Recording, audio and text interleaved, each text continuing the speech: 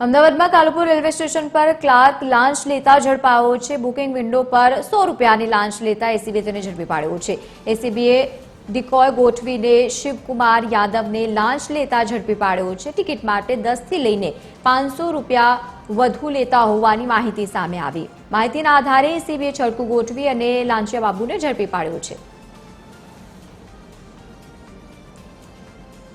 વધુ માહિતી સાથે સંવાદદાતા ભાવેશ રાજપૂત જોડાયા છે। ભાવેશ, 100 રૂપિયાની લાંચ લેતા ઝડપાયો છે ક્લાર્ક, શું વધુ માહિતી?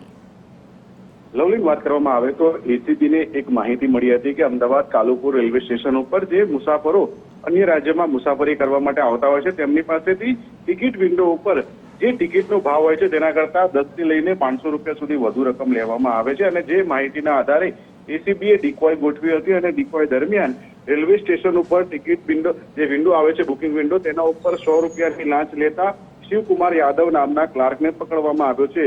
તે ચીફ કોમર્શિયલ ક્લાર્ક તરીકે ફરજ બજાવતો હતો અને તેને પકડવામાં આવતા હવે તેની પૂછપરછ કરવામાં આવશે।